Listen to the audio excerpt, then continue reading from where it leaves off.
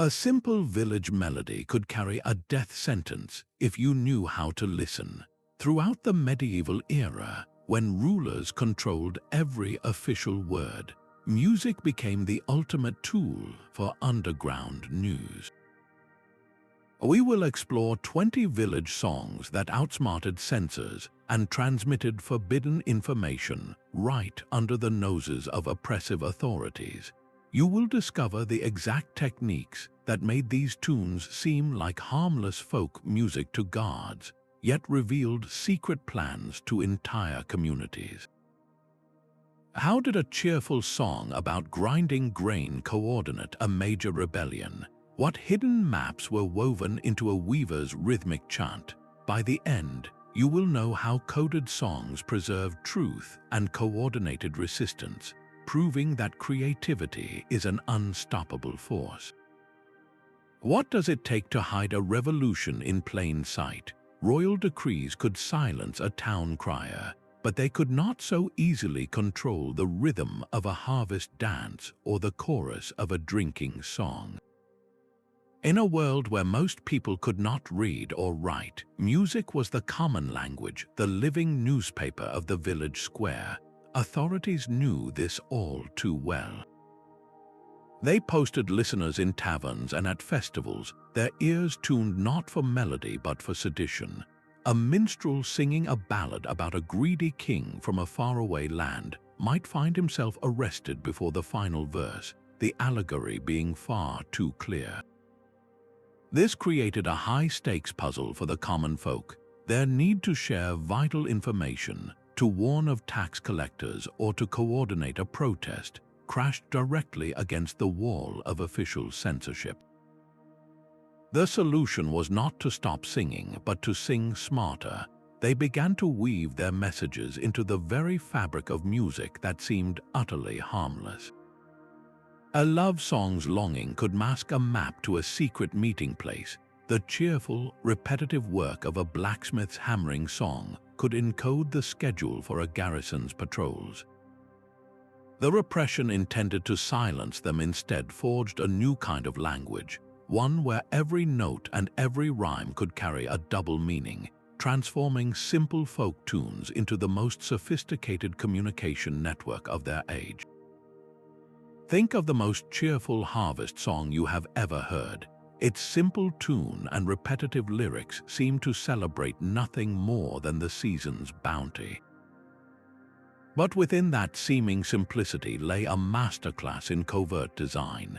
These coded songs were not random, they were built with meticulous care, using a specific anatomy to hide their true purpose. The first and most vital element was metaphorical language. Direct mentions of a king or a tax were far too dangerous. Instead, singers used a shared dictionary of innocent imagery. A coming storm was never just weather, it warned of impending soldiers or new oppressive decrees. A sly fox prowling the henhouse could represent a corrupt local official.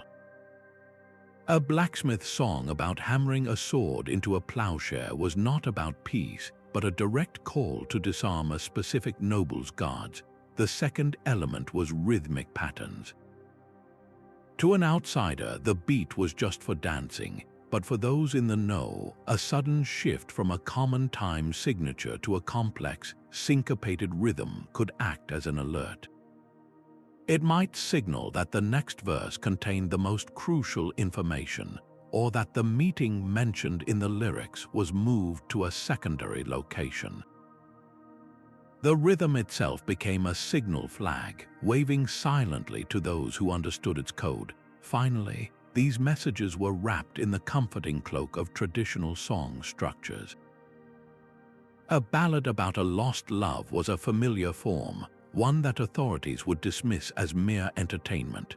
By inserting new, coded verses into this old, trusted shell, the singers ensured their message would be memorized and spread widely without raising suspicion. The chorus, repeated by everyone, would hammer home the hidden instruction, while the unique verses delivered the specific details. This three-part system, metaphor, rhythm, and structure, transformed a simple melody into a sophisticated and resilient communication network, all hiding in the plain sound of village life.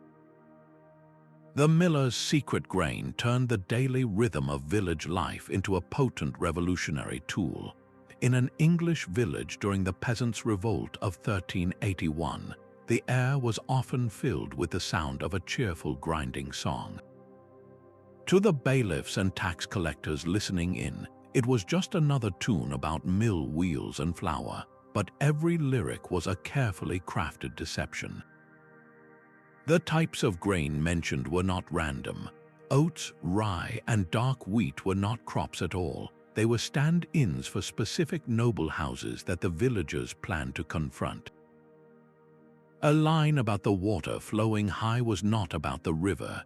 It was a signal that the time for a planned protest was approaching. When the singers described the dark wheat rising, it meant the rebellion's leaders were actively gathering their supporters in a secret location. This brilliant coding allowed the song to be sung openly in taverns and at the market. The very people tasked with suppressing dissent would hear the melody and think nothing of it, even as the villagers beside them received their marching orders. The authorities never did connect the popular, harmless-sounding tune to the organized resistance it coordinated, proving that the most effective secrets are not whispered in shadows, but sung in the open for all to hear. While the miller's song coordinated a local uprising, other communities needed to track the movements of an occupying army. High in the Scottish Highlands, a shepherd's simple counting rhyme became their most vital tool. On the surface, it was a charming, childlike tune, a memory aid for a shepherd tallying his flock of sheep, goats, and Highland cattle. To any English soldier hearing it, the song was just a quaint local custom, a sign of a simple, unthreatening people. But every single word was a calculated lie. The fluffy white sheep did not represent docile animals, they were code for English infantry regiments. The more agile goats stood for cavalry units, and the sturdy, broad-shouldered cattle symbolized artillery placements. The act of counting them was not about livestock, it was a precise report on enemy numbers. As the shepherd sang about moving the sheep from one pasture to another, he was actually relaying the latest intelligence on troop movements through the glens. The path the animals took in the song, across a mythical stream or over a high pass, mirrored the very supply routes the English were using. The song's genius was in its perceived innocence. Its educational purpose made it seem utterly harmless. Parents taught the rhyme to their children, who would sing it while playing, completely unaware that they were memorizing and spreading critical military intelligence.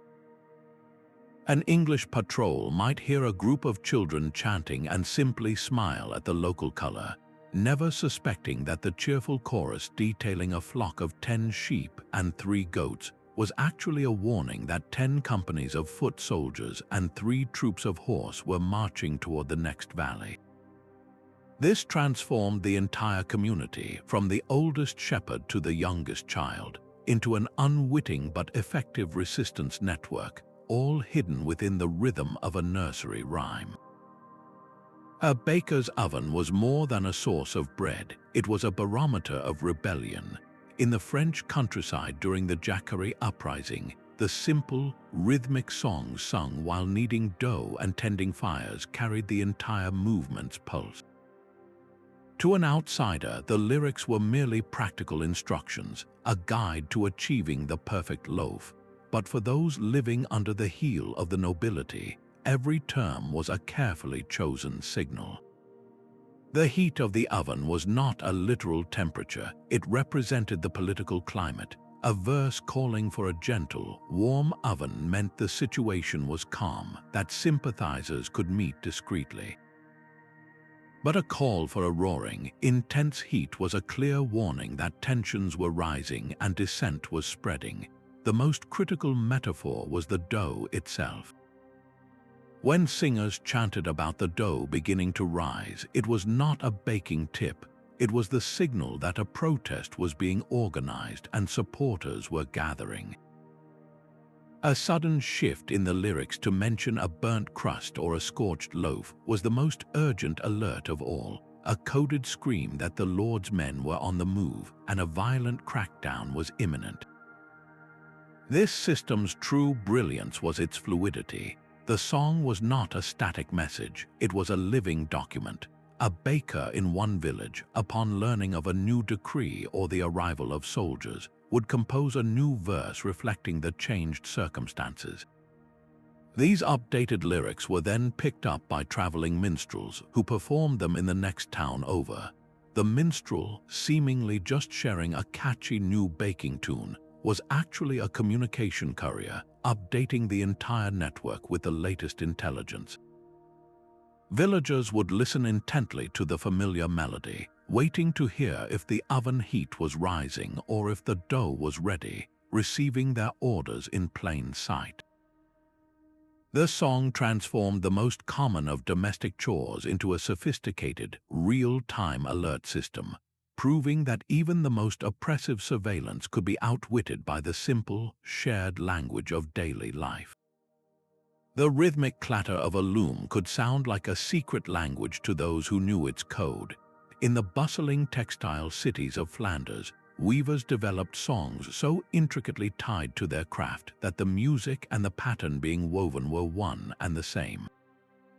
To any inspector or official, these tunes were merely technical instructions, a way for artisans to memorize complex sequences of colored threads. But for persecuted religious minorities, these weaving songs were a literal map to freedom. Each color mentioned in the lyric was not just a dye, it was a landmark. A line about a deep blue thread might represent a specific canal bridge to cross, while a mention of a golden strand could indicate a particular guild hall that served as a waypoint. The sequence in which these colors were sung laid out a precise, memorizable escape route through the winding city streets. The rhythm itself held even more urgent information. A sudden, sharp syncopation in the beat, a quickening of the tempo against the steady clack of the loom, did not just keep time. It acted as a warning, signaling the location of a watchful guard post or a checkpoint to avoid. Conversely, a long, sustained note held for several beats might pinpoint the safe house itself, a place where one could find shelter and new identity papers. The duration of these notes was critical, a silent countdown to a covert meeting. A chorus that lasted exactly 20 seconds, for example, could mean a rendezvous was set for 20 hours later. This perfect fusion of craft and melody created a communication system that was virtually unbreakable.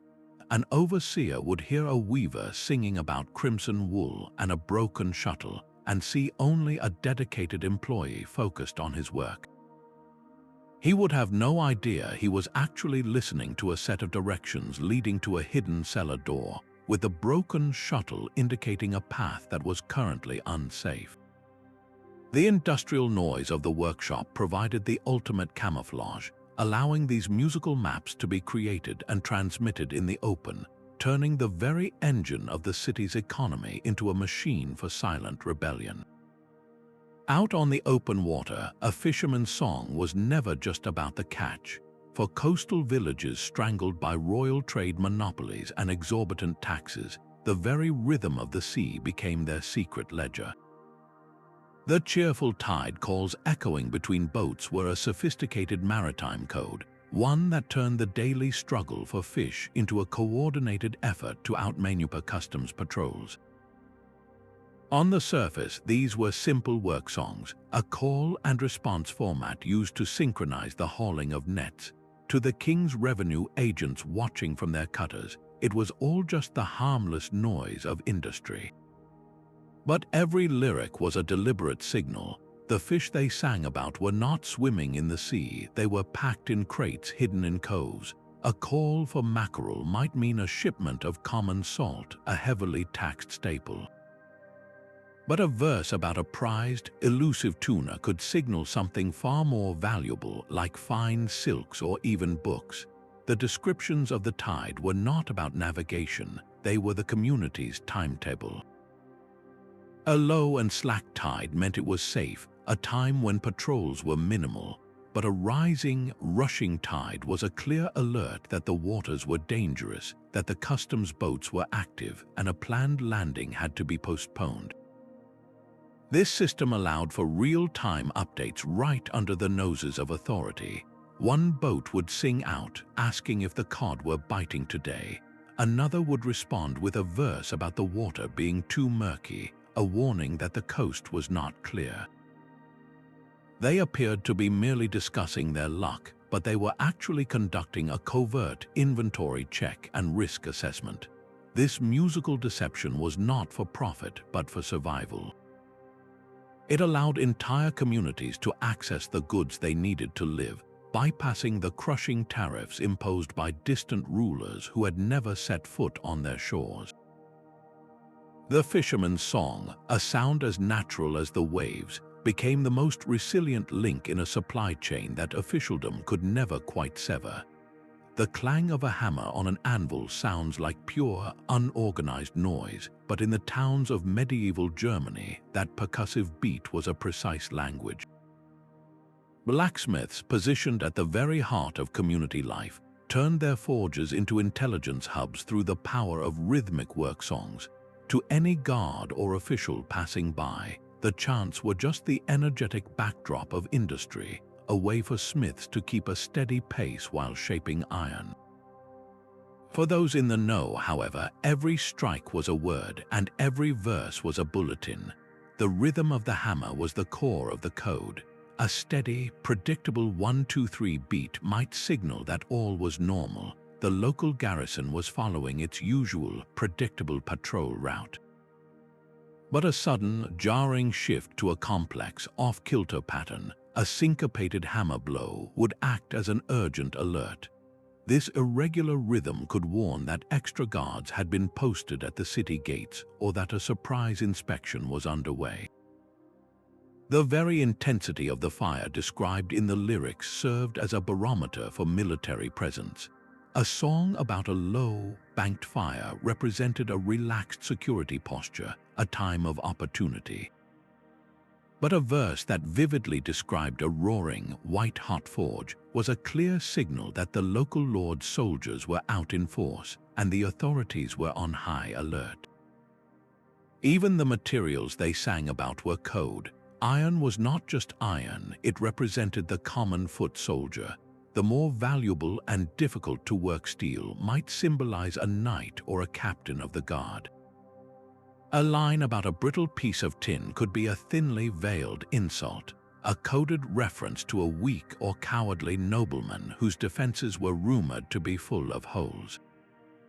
This system thrived on its constant updates. Blacksmiths were natural hubs of information, with travelers, merchants, and farmers all stopping at the forge for repairs. A carter might mention seeing a contingent of soldiers on the road, and within the hour, that intelligence would be woven into the smith's rhythmic chant. The hammer beats subtly altered to warn the next villager who came to have a tool mended.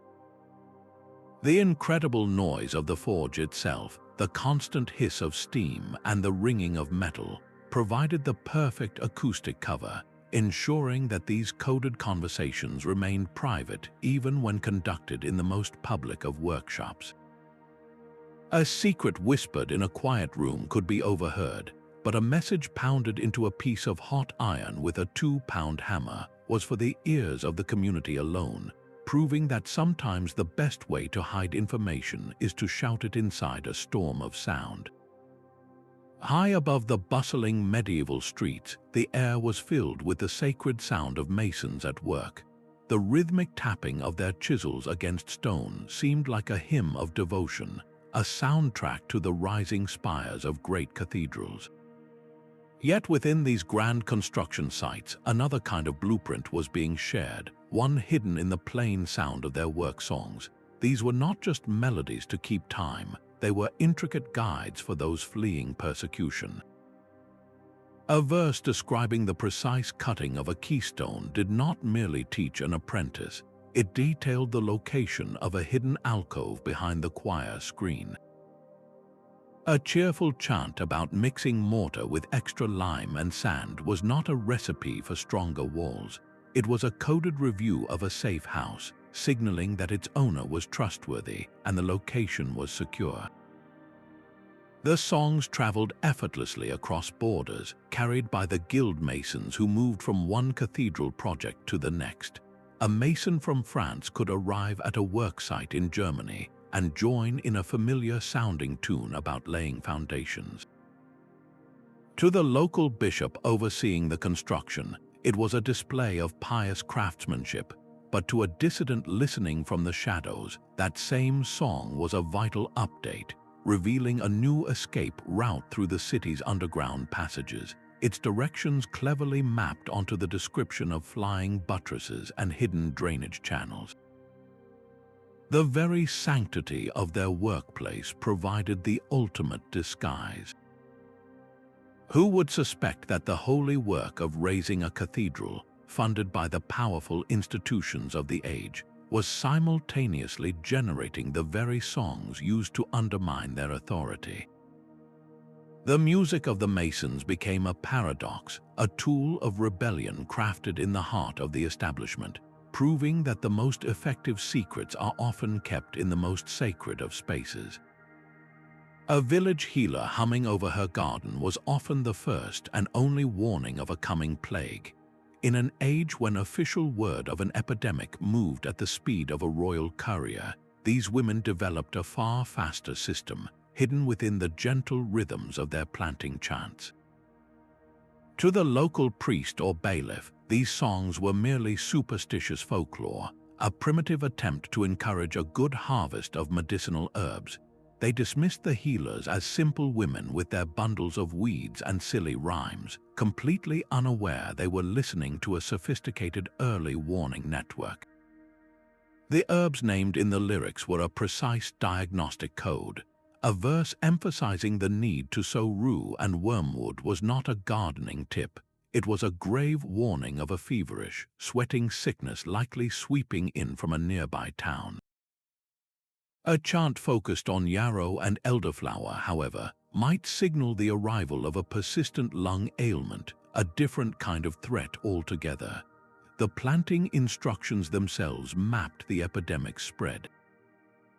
When a healer sang about sowing a certain seed during the last frost, it indicated the disease was still distant.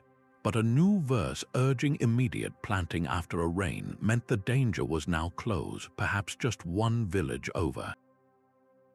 This allowed families to begin their own quiet quarantines, to stockpile food and isolate the sick long before the slow machinery of the crown announced an official lockdown. The true genius of this system was its generational knowledge. These songs were not invented in a single season. They were living documents refined over centuries by women who observed, treated, and meticulously recorded disease patterns. A single line about a blight on the mint plants might encode the observation that a particular illness peaked every 7 years. The authorities, relying on the limited understanding of formal medicine, saw only nonsense. But for the communities who trusted their healers, these chants were a vital shield, a way to turn collective wisdom into immediate, life-saving action, proving that the most advanced science is sometimes sung, not written. The tavern's raucous chorus was a perfect disguise for its true purpose. While patrons slammed their tankards and sang along to the innkeepers serving rhyme, they were unknowingly participating in a sophisticated counterintelligence operation. This seemingly simple song about pouring ale and managing rowdy customers was in fact a live updating ledger on the movements of every spy and informant in the region. Each type of beverage mentioned in the lyrics was a specific code for a different kind of government agent.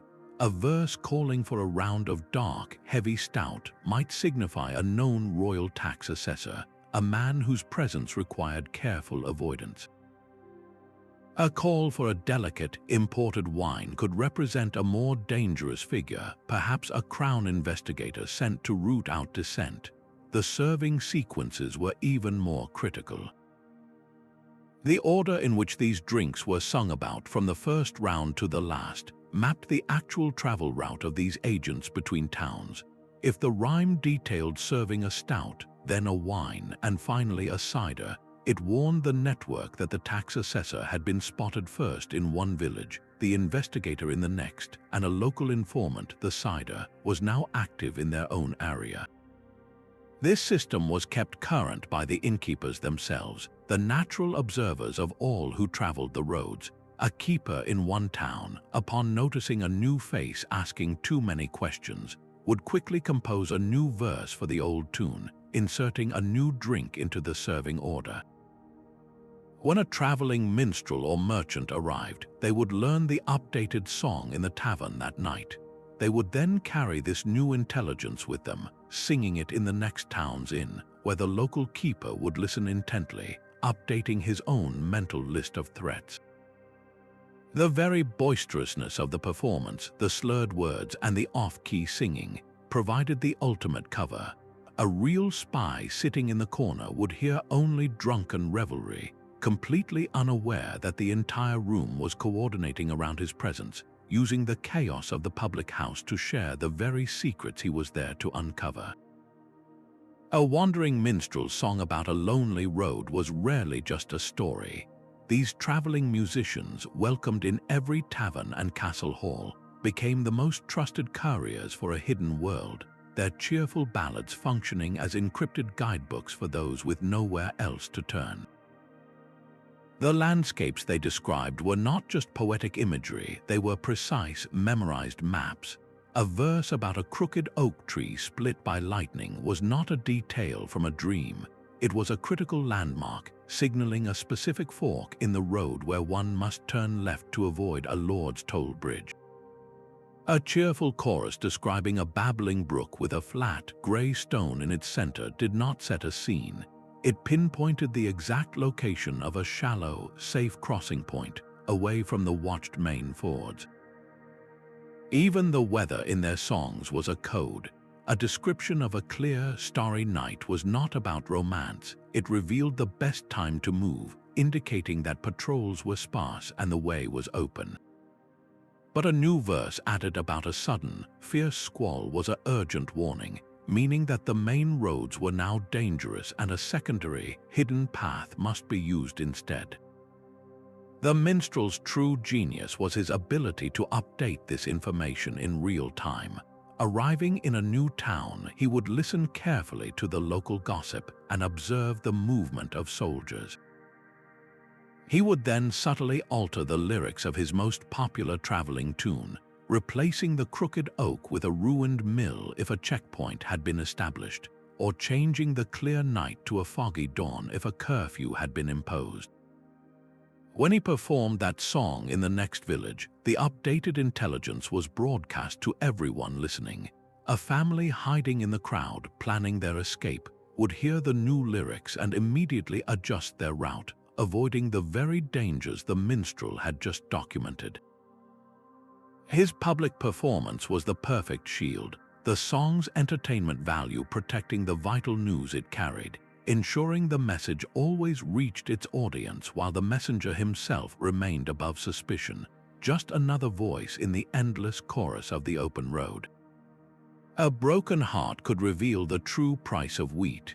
The miller's daughter's lament swept through the countryside as a tragic ballad of unrequited love, its mournful tune a familiar sound at every village gathering. Young people especially embraced it, sighing over the story of the miller's daughter pining for a suitor who had left her for the city. To the merchants and tax officials who heard it, the song was merely sentimental nonsense, a harmless expression of youthful emotion. They completely missed the sophisticated economic code woven into every verse. The suitor was not a man at all, but a metaphor for a stable, fair market. His departure for the city signaled that local prices had collapsed due to outside manipulation. The daughter's tears were not for a lost love, but for the financial ruin facing her community. Each romantic token mentioned in the lyrics corresponded to a specific crop. A lock of the suitor's hair represented the going rate for barley. A faded ribbon symbolized the price of rye. When the singer lamented that the ribbon's color had grown dull, it was not a poetic flourish. It was a critical alert to every farmer listening that the value of rye had dropped precipitously. The emotional tone of the song acted as a market indicator. A version sung with deep sorrow and slow, dragging tempo warned that prices were at their lowest and that farmers should hold their crops, waiting for a better offer. But a more hopeful, slightly quicker rendition, perhaps one where the daughter vowed to wait for her love's return, indicated that prices were beginning to recover and it was a good time to sell small amounts. This covert coordination allowed scattered rural communities to act as a single entity. A farmer hearing the lament sung with a particular urgency in one market town would know not to sell his harvest there, carrying his grain to the next village where a different version of the song might promise better prospects. They could collectively avoid the traps set by merchant guilds who would artificially lower prices in one area to force a panic sale. The very popularity of the song among the youth was its greatest strength, ensuring the latest price information was memorized and spread far more quickly than any official decree. The authorities never saw the economic rebellion happening in plain sight, dismissing the heartfelt melody as simple folk art, while the farmers used its coded sorrow to protect their livelihoods. The night watchman's call was a sound of pure authority, a rhythmic announcement of order and control. As his voice echoed through the cobblestone streets, calling out the hour and that all was well, the citizens locked behind their doors heard only the voice of their oppressors. But for those who listened with a knowing ear, his song was a detailed security briefing. The seemingly monotonous repetition of certain phrases was a deliberate code. If he declared all is well 3 times in a row, it signaled that the eastern gate was undermanned, its watchmen distracted or asleep. A specific melodic trill on the word midnight did not mark the time, but revealed that the patrols around the market square would be changing shifts in exactly 20 minutes, creating a perfect window to move unseen. This official, sanctioned noise became the ultimate tool for undermining the very curfew it was meant to enforce. The watchman, often a low-paid city employee sympathetic to his neighbor's plight, wove these details into his required chant. A baker needing to get flour from a secret mill after hours would listen not for the hour, but for the coded rhythm that meant the alley behind the tannery was clear. A group of dissidents planning a meeting would note the subtle shift in the call's cadence that confirmed the coast was clear. The city government, believing it had created a perfect system of auditory surveillance, never suspected that the official timekeeper was also the chief coordinator of the city's underground life, using the sound of control to orchestrate its subtle and constant defeat. The gentle slap of wet linen on river stones could sound like gossip, but it often carried the secrets of the court. Along the riverbanks where women gathered to wash, their rhythmic chorus of scrubbing and singing formed a perfect intelligence network. To any guard or official passing by, the scene was one of simple domestic labor, a world of suds and stains far beneath their notice. They dismissed the chatter and the songs as women's talk, a mistake that gave the laundresses perfect cover. The very fabrics they sang about were a detailed code. A verse about scrubbing tough, stubborn hemp did not refer to a work shirt, but to a particularly rigid and uncompromising local magistrate. The delicate process of rinsing fine, embroidered silk represented the subtle, behind-the-scenes maneuvering of the Duke's courtiers. When the women chanted about a wine stain that would not come out, it was not a laundry problem. It was a warning that a specific nobleman's financial corruption had become a permanent and dangerous fixture. The locations mentioned in their songs were just as critical. Singing about beating the dust out of rugs at the northern bend was not about choosing a sunny spot. It was a clear instruction that a dissident meeting would be held at the old northern mill that evening. A new lyric praising the softness of the water downstream signaled that a secondary, safer location near the southern bridge was now active. This system thrived on its communal nature. As the women worked side by side, kneeling in the shallows, they could update the song in real time. A laundress returning from the castle with a basket of noble linens would hear a familiar tune and seamlessly add a new verse, her voice blending with the others as she shared the latest political rumor she had overheard. The information was immediately absorbed, harmonized, and spread, all under the guise of a mundane chore. The male authorities, conditioned to ignore the domain of women's work, never thought to listen closely to the washing songs. They remained blissfully unaware that the most accurate political reports in the realm were not penned by scribes, but were being pounded clean with river water and soap, proving that the most powerful intelligence sometimes hides in the places we are taught not to see. The steady rhythm of an axe biting into wood echoed through the king's own forest, a sound of industry that hid a secret war for survival. Royal law claimed every deer and boar for the crown's table, leaving common folk to face starvation during lean winters, but the woodcutter's forest echo turned this oppressive silence into a coordinated rebellion. On the surface, these were simple call and response work songs, their lyrics full of the names of trees and the cadence of a shared labor. To a royal gamekeeper listening from a distance, it was just the harmless noise of men clearing timber, the echo bouncing between the trees adding to the natural clamor of the woods. For the village, however, every verse was a detailed map of forbidden opportunity. The tree species they sang about were a precise code for the game they tracked. A chorus about the mighty oak did not refer to the timber. It signaled that a prized red stag was grazing in the vicinity. A verse lamenting a stubborn, thorny thicket of holly was not about difficult work. It was a warning that a dangerous wild boar was nearby. The rhythm of their chopping was the most critical layer of all. A steady, unchanging beat might mean the coast was clear. The gamekeepers were on their predictable patrol route far away. But a sudden, complex syncopation in the axe blows, a chopping pattern that broke from the norm, acted as an urgent live alert. This irregular rhythm could pinpoint the exact location of a hidden gamekeeper's blind or signal that a patrol was changing direction and heading toward the singing.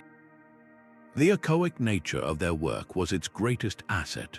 A woodcutter deep in the forest could sing a line about felling a pine, and his partner 100 yards away would hear the echo and respond with a verse about stacking the logs, their call and response confirming the sighting of a deer and the all clear to proceed.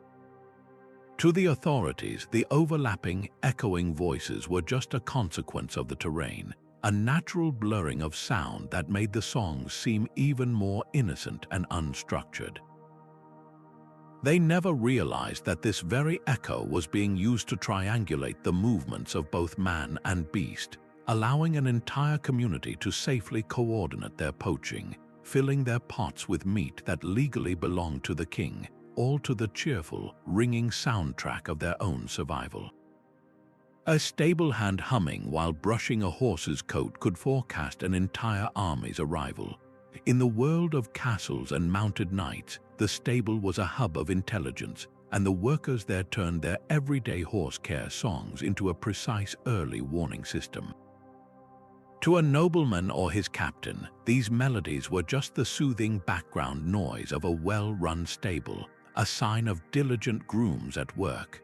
But the descriptions of horse breeds were a detailed code for the noble houses on the move. A verse praising the strength of a Frisian, a massive black horse, did not describe an actual animal, but signaled that the local duke's heavily armored knights were traveling. A cheerful line about the speed of an Arabian, however, indicated that a lighter, faster-moving envoy from a different family was approaching. the grooming sequences held even more critical information. The order in which the song detailed brushing, hoof-picking, and saddling was not random. It mapped out the exact timeline for a noble's departure. A long, detailed section on cleaning the hooves might mean the party was leaving at dawn, while a quick mention of a polished bit signaled an imminent departure within the hour. The routes were hidden in the tack. A lyric about a specific type of bridle or a worn saddle blanket could indicate the planned road the travelers would take. Information gleaned from the stable hand's intimate knowledge of which gear was being prepared for a long journey. This specialized knowledge provided the song's perfect encryption. A tax official listening in would hear only a simple tune about horses, completely missing the warning that his own arrival was being broadcast village by village ahead of him. By the time his entourage rode in, the community would have had ample time to hide their grain and livestock, or to quietly gather their leaders to plan a formal and seemingly spontaneous protest. The stable hand's melody, born from a place of service and routine, became the most reliable source for those who needed to know who was coming, when they would arrive, and what they truly intended. A potter's wheel spins at the very center of commerce, its rotations mirroring the flow of goods from town to town. But when royal officials began choking trade with embargoes and restrictions, the artisans at their wheels responded with a new kind of song. The potter's wheel turn sounded like a simple technical guide, its lyrics filled with the specialized language of their craft. To the tax collectors who sometimes lingered near the workshops, the songs were meaningless chatter about clay bodies and glaze temperatures, the boring shop talk of simple craftsmen. They failed to grasp the sophisticated economic network humming just beneath the surface. Every type of clay mentioned was a precise code for a prohibited commodity. A verse calling for fine, white porcelain clay was not about making a delicate vase. It was a warning that the embargo on imported spices was being strictly enforced. A lyric praising the coarse, red earthenware, however, signaled that the ban on common salt had been temporarily relaxed, creating a brief window for merchants to move their stock. The wheel's speed itself was a live report on enforcement. A steady, moderate rhythm described in the song meant patrols were routine, that caution was advised but movement was possible. But a verse that vividly described the wheel spinning at a frantic, almost uncontrollable pace was a grave alert, indicating that inspectors were out in force and the penalty for smuggling had just been doubled. These songs hitched a ride on the pottery trade itself. A merchant delivering a load of finished pots to the next town would not just be selling wares, he would be carrying an updated economic bulletin, learned from the potter's song in his home village. He would teach the new lyrics to the local potters, who would then sing them in their own workshops. The information traveled in the open, hidden in the one cargo officials never thought to censor: handmade bowls and jugs.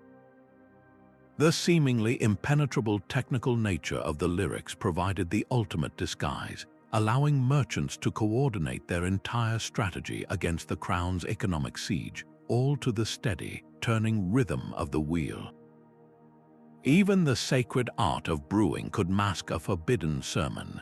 In the monasteries and villages of medieval Europe, where the state and the church often sought to enforce a single, approved faith, the brewer's fermentation chant became a vessel for preserving banned beliefs.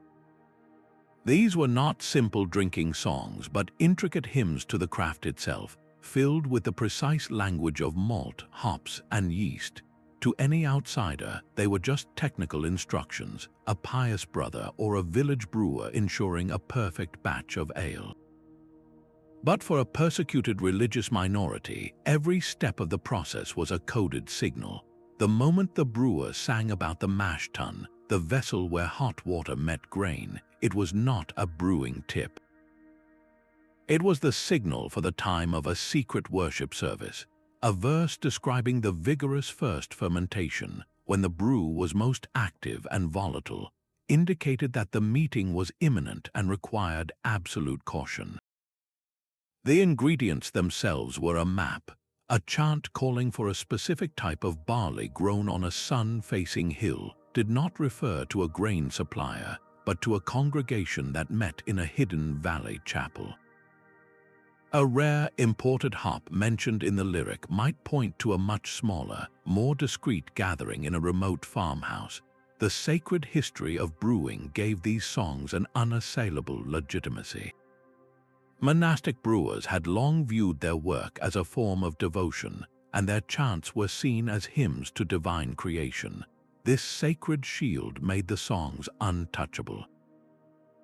A local official hearing a monk sing about the patience required during logering would hear only a man at his holy work, never suspecting he was actually broadcasting the new location for an illegal Bible study. The songs traveled seamlessly from the monastery to the village tavern, carried by lay brewers who learned the craft and its secret melodies. A villager would hear the familiar chant at the local brew house and know, by the specific stage of fermentation described, whether to prepare for a midnight service or to lay low because the danger was too great. This transformed the daily ritual of making beer into a living, breathing network of faith, ensuring that communities could not be broken, only scattered, and that their most cherished practices would survive, preserved not in books, but in the bubbling, fermented heart of a common drink. The soft glow of a candle could signal a forbidden prayer meeting. In the workshops of the Chandler, where wax was melted and wicks were woven, the songs of the craft pulsed with a secret life. To any town official or informant, these were simple instructional tunes, detailing the tedious process of making tallow dips and beeswax tapers. The Chandler was just a tradesman, his songs as mundane as the goods he sold. But for those living under the shadow of religious persecution, his melodies were a sacred calendar. Each type of candle mentioned in the lyrics was a specific code for a different kind of gathering. A cheerful verse about crafting a simple, short burning tallow candle did not describe a common household item. It signaled a brief, urgent meeting for a small, trusted group. But a long, intricate song about the careful layering of a thick, long-lasting beeswax candle revealed something far more significant. This represented a major ceremony, a full service that would last for hours, requiring immense caution. The most critical information was hidden in the burning times. A lyric specifying that a particular candle would burn for exactly 1 hour was not a quality guarantee. It was the precise start time for the assembly. If the song described a candle that gutted out too soon, it was a coded cancellation, a warning that the planned meeting was no longer safe. This system thrived on its utter practicality. A chandler could sing these tunes loudly in his open-air market stall, teaching them to his apprentices as a way to remember recipes. A customer, asking for a specific beeswax candle, might hum a particular phrase from the song, confirming their identity and receiving the updated time in the chandler's sung reply.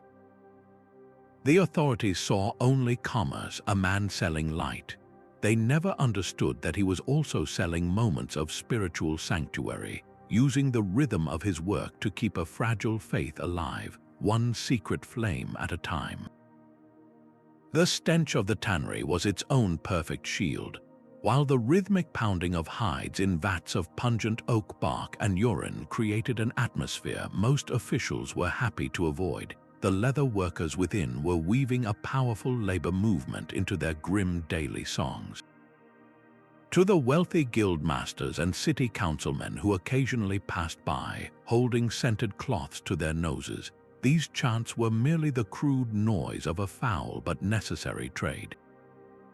They dismissed the tanners as simple, uneducated men, their songs nothing more than a way to endure the stench and the physical strain. This was a fatal miscalculation. The very hides they sang about were a detailed roster of the city's oppressed artisans. A verse praising the tough, durable quality of an ox hide did not describe leather for souls. It represented the powerful but slow to mobilize blacksmith's guild. A line about the soft, pliable nature of a deerskin was not about making gloves. It signaled the involvement of the more nimble and numerous weavers. The complex chemical processes of tanning provided a perfect metaphor for organizing. When the workers chanted about a hide needing a full cycle of soaking in the lime pit, it was not a technical note. It meant the plan for a work stoppage required more time to develop, that sympathies were still being gauged, but a song that shifted to describe a hide being pulled out early for a quick oil tanning was an urgent call to action, a signal that a protest against a new tax or a guild restriction was imminent and required immediate support. The duration mentioned in the lyrics was the most critical code of all. A long, drawn-out verse about a hide curing for 40 days did not track production. It set the precise date for a coordinated strike across multiple trades. The tanners, positioned at the smelly bottom of the urban economic ladder, became the unlikely conductors of a city-wide symphony of dissent. Their songs, born from the most unpleasant of labors, gave a voice and a schedule to those fighting for a fair wage, proving that the fight for economic justice could emerge from even the darkest and most dismissed corners of the medieval city. High above the village, the church bells spoke a language all their own. To the ruling lord or a visiting bishop, the ringing that echoed across the fields was a sound of pure order, marking the hours for prayer and reinforcing the authority of the church. They heard only tradition and control, but for the villagers below, each sequence was a live broadcast, a complex code hammered out in bronze that could warn of danger or coordinate a response in moments.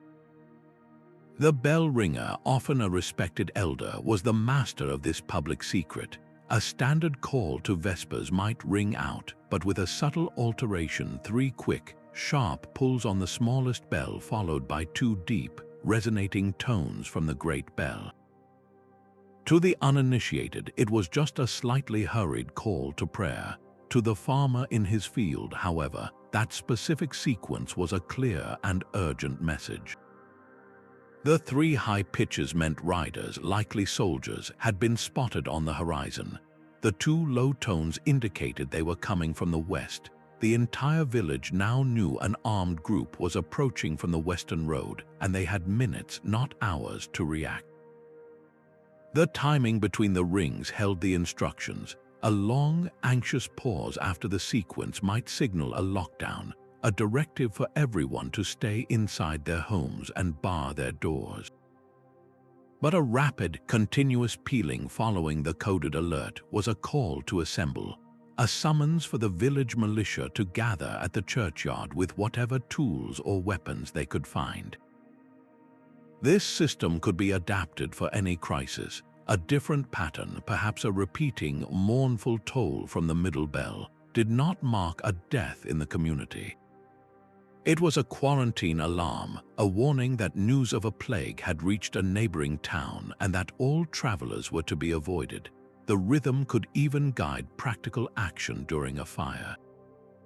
A frantic, uneven ringing from all the bells at once signaled the emergency itself, while a subsequent, steady, measured beat from a single bell pointed the way, its direction indicating which quarter of the village needed buckets and helpers. The system's sheer brilliance was its unassailable disguise. The sound of the bells was the most official, most Christian sound in the medieval world. No authority would ever think to question or censor it. The very institution that often represented control to the common people was, through this clever subversion, transformed into their most powerful guardian. The bell ringer's sequence proved that the most effective shield could be forged not in secret, but in the most public sound imaginable, turning the voice of authority into a watchful protector for the community it was built upon. These 20 village songs are far more than historical curiosities. They are a testament to the breathtaking ingenuity of ordinary people squeezed by the hard fist of authority. Each cheerful harvest tune and rhythmic work chant represents a profound act of defiance, a collective decision to preserve truth and coordinate resistance not with swords but with melody. The very simplicity that made these songs seem so harmless, so utterly beneath the notice of kings and censors, was the source of their immense power. They flowed through communities like water, seeping into every crack of daily life, carrying vital information while presenting a flawless disguise of innocent cultural tradition. As we listen across the centuries to these musical time capsules, we are reminded that the human spirit cannot be so easily silenced. When official channels are sealed, communication finds its own path, often embedding its most durable messages in the art that the powerful consider insignificant. The next time a folk song catches your ear, pause for a moment. Beneath its familiar melody, there might echo layers of forgotten meaning, a coded whisper connecting us directly to centuries of silent struggles and the quiet, persistent victories of the human voice. The echoes of those village songs have never truly faded. They have simply changed their instruments. In modern protest movements across the globe, the same principles of coded musical communication are being reinvented for a digital age. Activists in authoritarian states compose pop songs whose cheerful, upbeat melodies mask lyrics filled with metaphors for freedom, their catchy choruses becoming rallying cries that algorithms struggle to flag. The rhythmic patterns of a rap verse can coordinate meeting times, just as the blacksmith's hammer once did, while the shared act of singing a specific folk tune at a demonstration creates a moment of unity and identity, invisible to those who do not understand its history. Even our digital world has its own version of the weaver's map, with sensitive data sometimes hidden deep within the code of an innocent-looking audio file, a technique known as steganography that allows information to travel across heavily monitored networks disguised as a simple music clip. This enduring legacy reveals a profound truth about power and creativity. Censorship technologies may have evolved from the listening ear of a bailiff to sophisticated online surveillance, but the human instinct to outmaneuver them with art is timeless.